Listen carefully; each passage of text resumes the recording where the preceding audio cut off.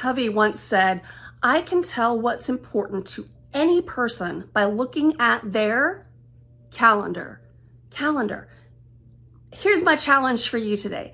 Look at your calendar as if a stranger's was eyeing it.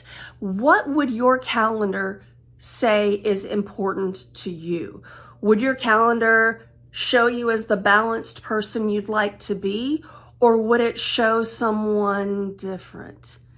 I can tell what's important to any person by looking at their calendar.